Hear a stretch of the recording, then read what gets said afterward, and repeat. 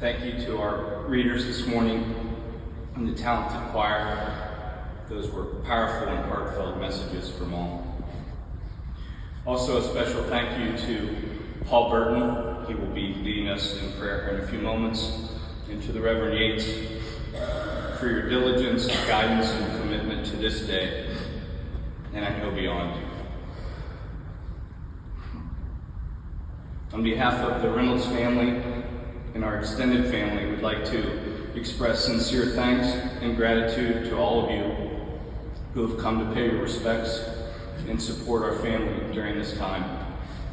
The heartfelt cards, text messages, emails, gifts, and conversations have meant so very much and have helped tremendously with the coping and grieving process. Your presence here today, many traveling several hours, speaks volumes about the love you have for Will and his family. It is a true testament to the lives that Will touched and the connections he forged through the years. We are here today, bound together by grief and reflection, but also by love, and for the profound impact that Will's life had on each of us. His relationship with you and how you remember him, I'm sure, is unique and special in your own way. If he was your friend, your cousin, your uncle, or your nephew, a grandson, a brother, and certainly your son.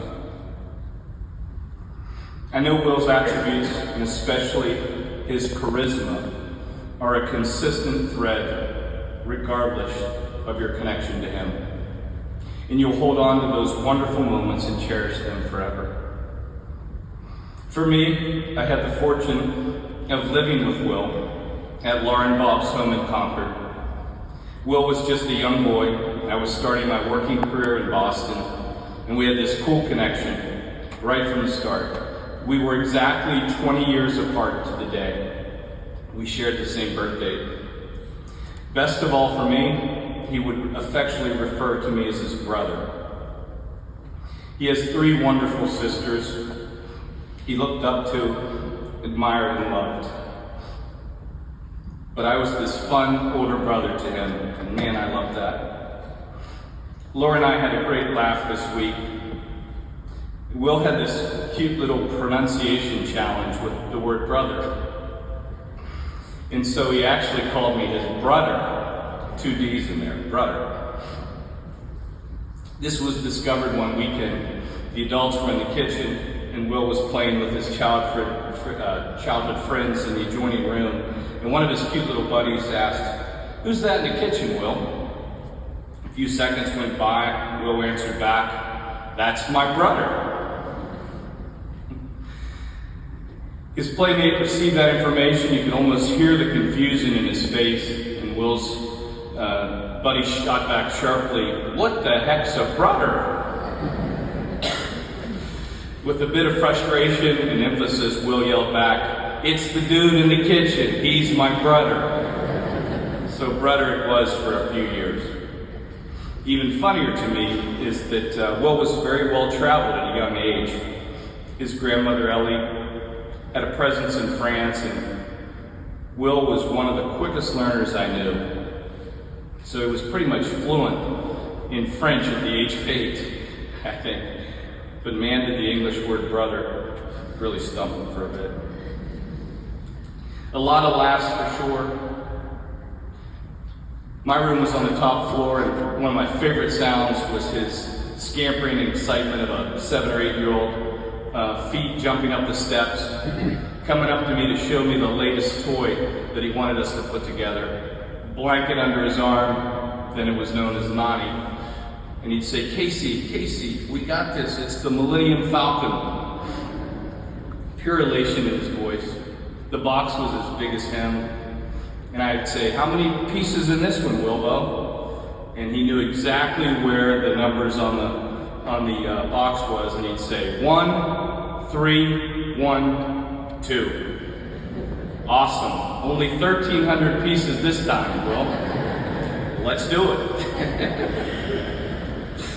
He loved including people in his excitement and getting others energized. A real organizer and leader in his own right. That's who he was.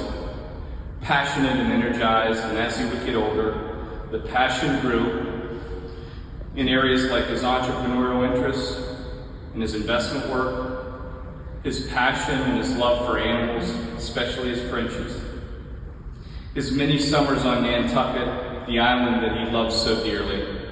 For sports, his beloved Patriots and Celtics, who got him a few championships along the way, and of course his West Virginia Mountaineers. I suppose a few of us had a little hand in that, a Boston kid being a Mountaineer fan. And then certainly for his family and friends. His wonderful qualities in caring and compassion, always on display. And regardless of the amount of time that passed, when you connected with him, he almost exclusively wanted to know about you and hear how you were doing. How's your job? Still crushing it? How are the kids? I see your posts, they look great. And how is Nan? Have you seen her lately? Man, I miss her. She's amazing, right? His grandmother's so very influential ladies in his life. Will was a voice of encouragement. He encouraged me, he encouraged you, and he encouraged each of us in our very own way. Just a few weeks ago, he sent a text to his father, Bob. It exuded this encouragement. It was a passage from the book of Isaiah. It read, "Have no fear of the future. Be quiet, be still, and in that stillness your strength will come and will be maintained." The world equates strength with doing. In my kingdom it is known that strength lies in quiet, for in quietness and trust is your strength. Trust is your strength. Will was working on strengthening his faith for the last several months, and for all his charisma, his love of life, his interest in others, Will was after peace. A peace that he realized could only be found in a relationship with Christ at the time. And he was so excited about that revelation that he wanted to share it with others, especially the ones he loved most.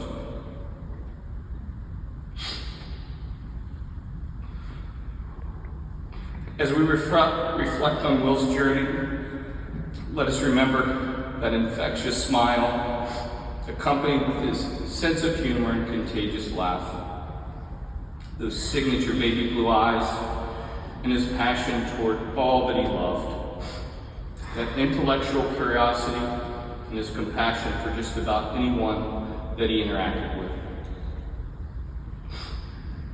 There's moments in our life that are very hard to process. But for this one, God just had to have bigger plans and higher needs for Will. Even if we don't understand them, until we do, and we will. In the book of Revelation, chapter 21 reads this, "Then I saw a new heaven, a new earth. I heard a loud voice from the throne say, 'Look, God's new home is among the people, and he will be with them. He'll wipe every tear from their eyes. No more death, no more mourning, no more pain. For the old order of things have passed.'" I want to thank Bob and Laura and the rest of our family for allowing me to share some of my memories of Will. I know we'll talk more later today about all of yours. I've had the pleasure of highlighting many of his attributes, his qualities that we love about him. It's been an honor. I was preparing for some of my thoughts and readings for today, and I reached out to Reverend Yates for some feedback. Just wanted to make sure I was on the right direction. So I texted him a PDF of my notes.